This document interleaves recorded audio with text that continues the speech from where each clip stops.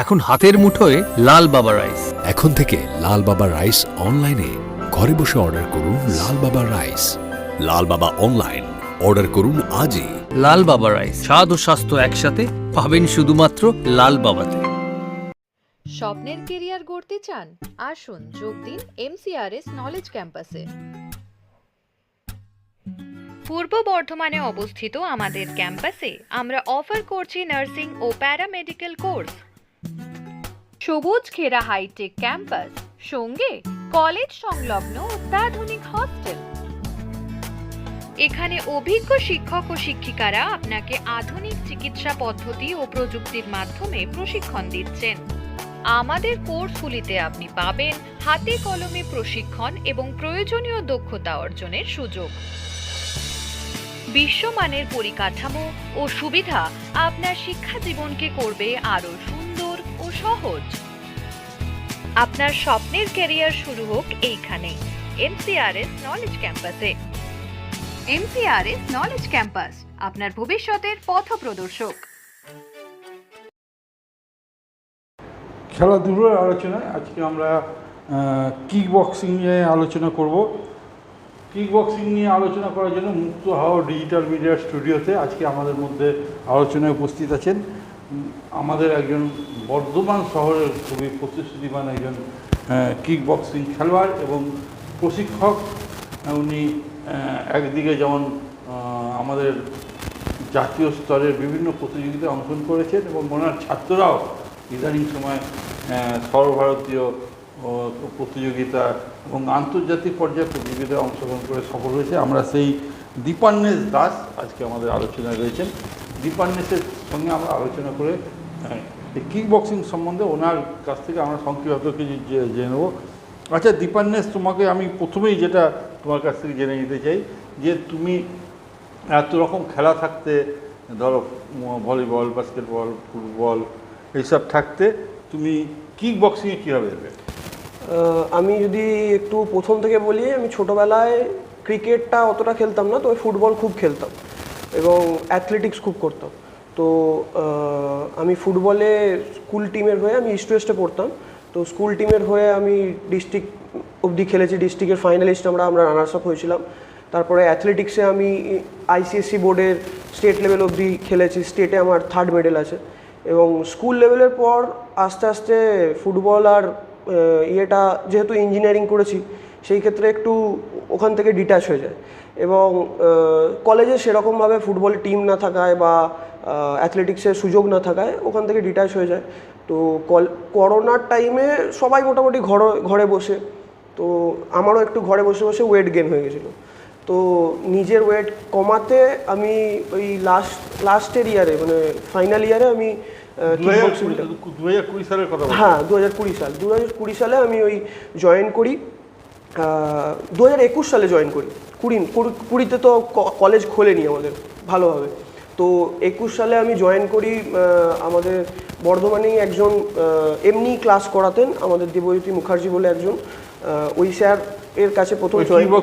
হ্যাঁ, উনি প্রথমে আমি ওখানেই জয়েন করি এবং উনি 2-3 মাস পর এখান থেকে চলে যান, উনি নর্থ 24 পরগনা চলে যান।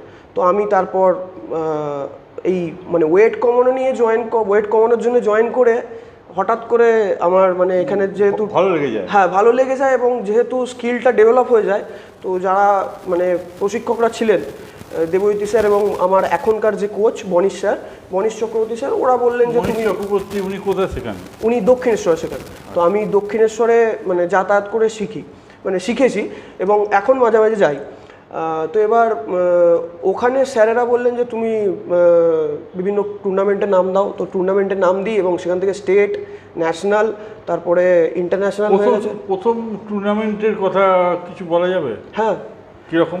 প্রথম টুর্নামেন্ট হচ্ছে আমার স্টেট লেভেলে আমি খেলেছিলাম, যেটা বলি স্টেট লেভেলে আমার 2টো ম্যাচ হয়েছিল। প্রথম ম্যাচে জিতি, ফাইনাল ম্যাচটাতেও জিতি। তারপরে ওখান থেকে আমি ন্যাশনাল গেলাম, যেহেতু গোল্ড হয়েছে। তারপরে ন্যাশনালে আমি তখন স্টেট লেভেল খেলেছি 3 মাস, জাস্ট শিখছি। আর ন্যাশনাল লেভেল খেলছি 5 মাস। ন্যাশনালটা কোথায় হয়েছিল? ন্যাশনাল হয়েছিল দিল্লিতে। আচ্ছা। তো ওই দিল্লিতে খেলেছিলাম, ওখানে আমার গোল্ড হয়। তার মানে সেটা ধরা যাবে 22 সাল নাগাদ। হ্যাঁ ওটা হ্যাঁ 22-এ। হ্যাঁ, হ্যাঁ, তো 22-এ প্রথম আমার ন্যাশনাল। ওখানে গিয়ে বিভিন্ন প্রভিন্সের এজ গ্রুপ কিছু ছিল, হাইট গ্রুপ। হ্যাঁ, আমি হচ্ছে মেন্সে মানে অ্যাবভ 18 আর -70 ক্যাটাগরিতে খেলি।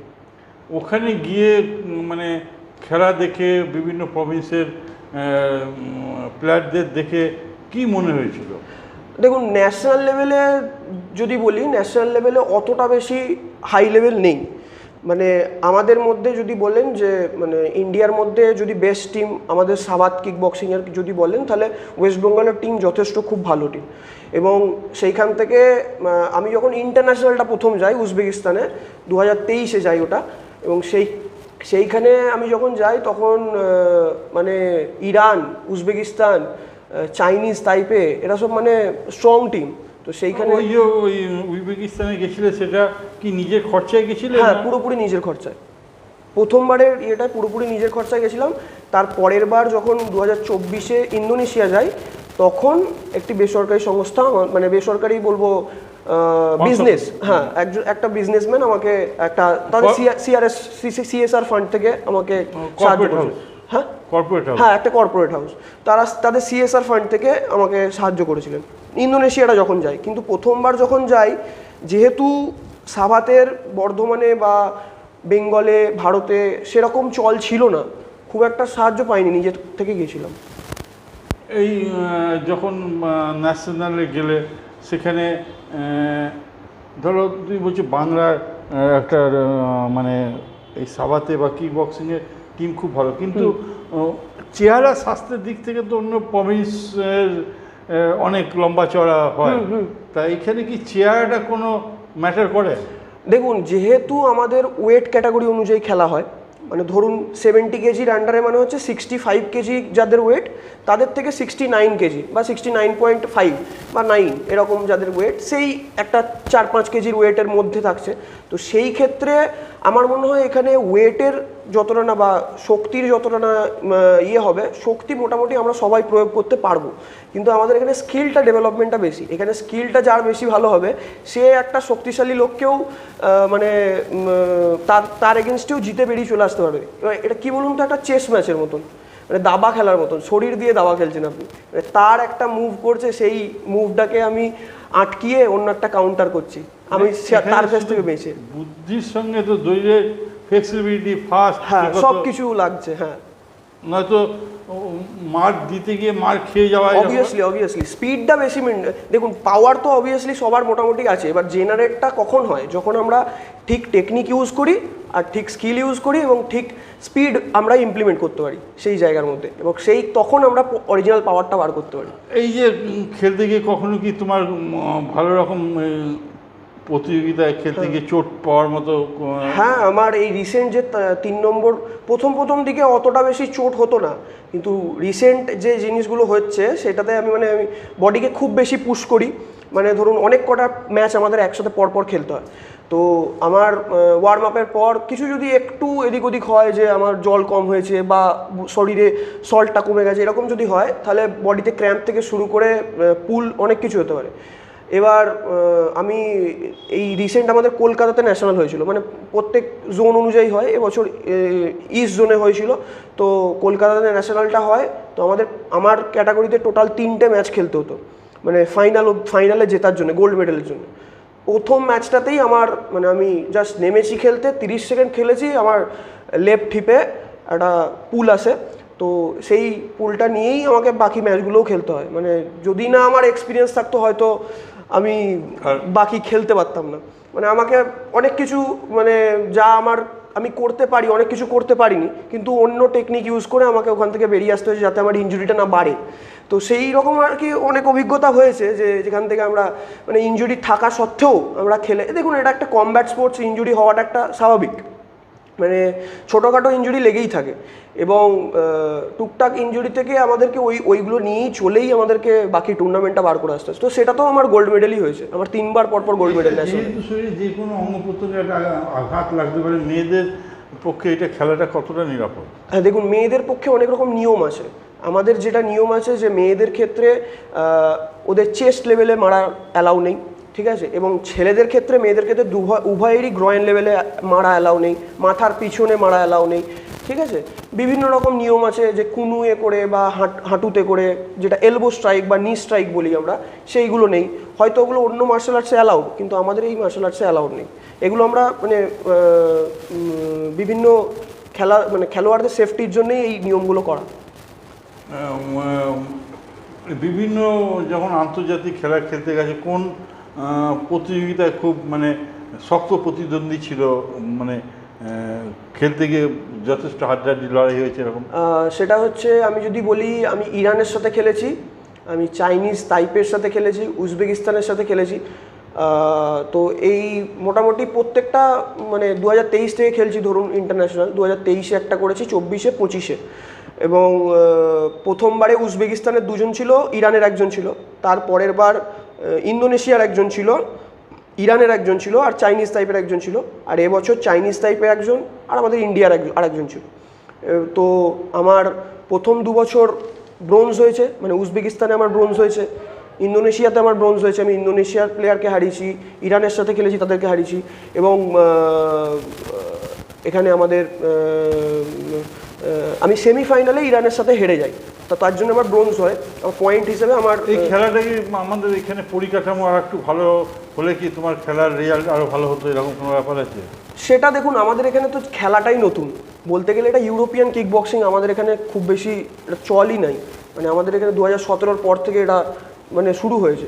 তো সেইখানে মানে কমব্যাট স্পোর্টসটা আমাদের তো ধরুন মার্শাল আর্টস বলতে গেলে তো যদি আমরা ধরি, আমাদের ভারতবর্ষ থেকে অনেক পপুলার, ভারতবর্ষ কালারিপাট্টু অনেক পুরনো মার্শাল আর্টস, মুষ্টিযুদ্ধ অনেক পুরনো মার্শাল আর্টস, অনেক বড় বড় যে এপিক্সগুলো রামায়ণ মহাভারত দেখি, সেখানেও আমাদের অনেক মার্শাল আর্টসের মানে বলা আছে। হ্যাঁ, গদা যুদ্ধ থেকে শুরু করে সব কিছু এখনো পর্যন্ত, মুগুর ভাঁজা অনেক কিছু এখনো চলে। তো এই জিনিসগুলো আমাদের মানে ভারতীয় সভ্যতায় আছে, কিন্তু আমরা ভুলে যাচ্ছি।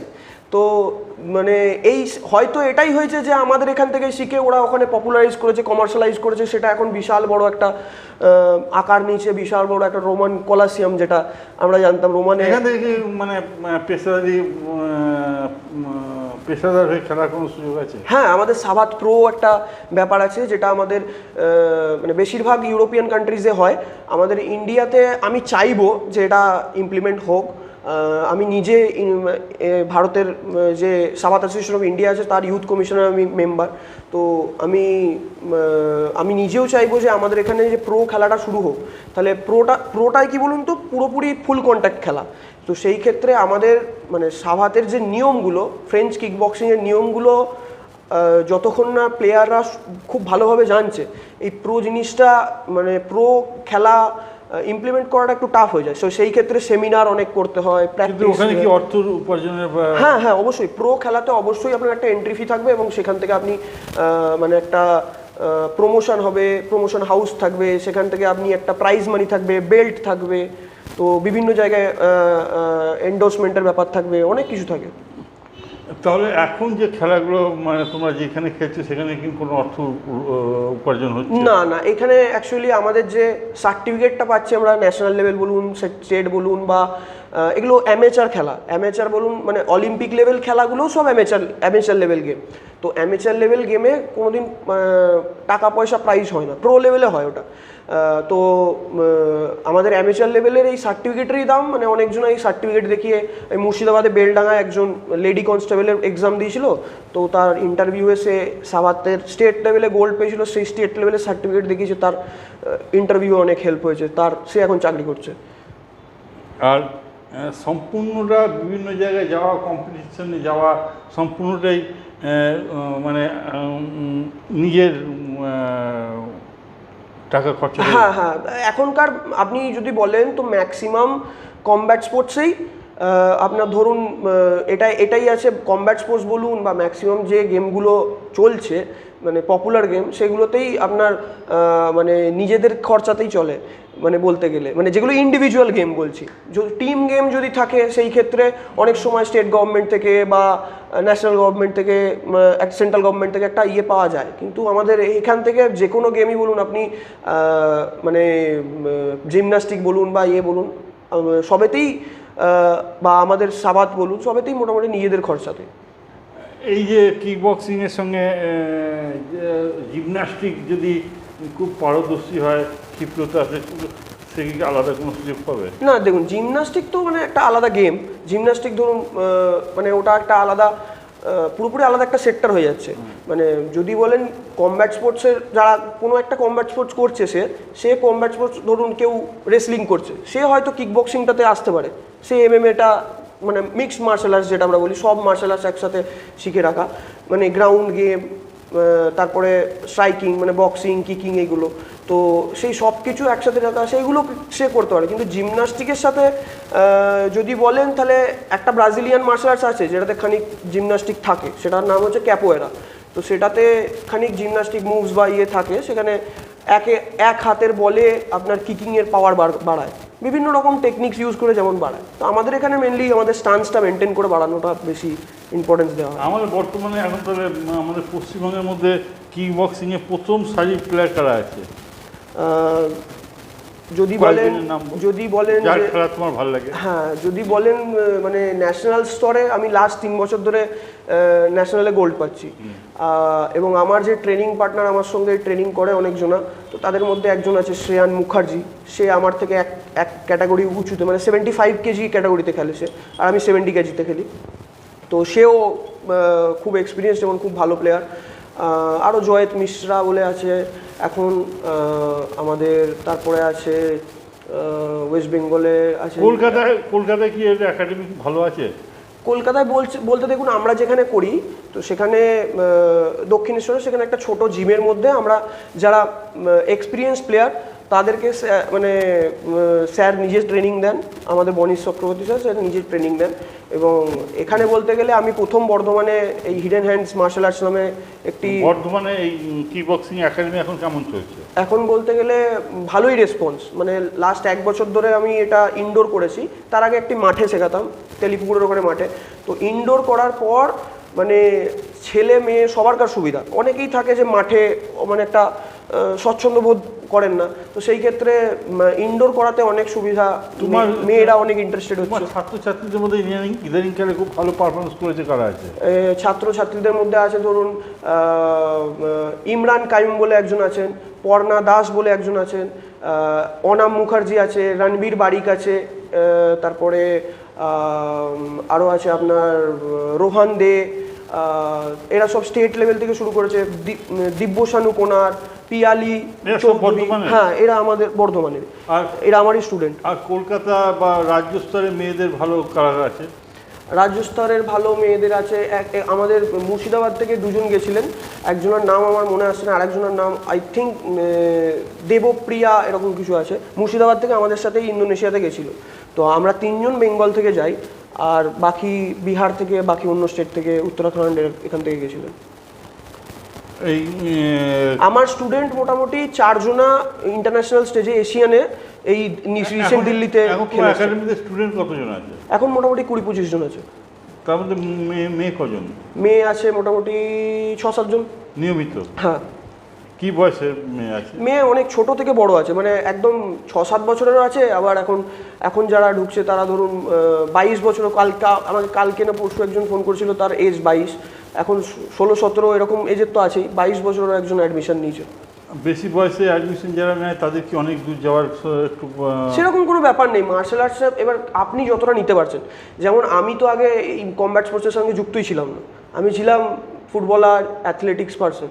তো সেইখানে আমার কি হয়েছে যে আমার ওই এক্সপিরিয়েন্সগুলো বা ওই ফ্লেক্সিবিলিটি, অ্যাজিলিটি ছিল, স্ট্রেংথ ছিল পায়ের, আপার বডির। তো সেই ক্ষেত্রে আমার ওই স্ট্রেংথগুলো আমি এখানে এখন কাজে লাগাতে পারছি।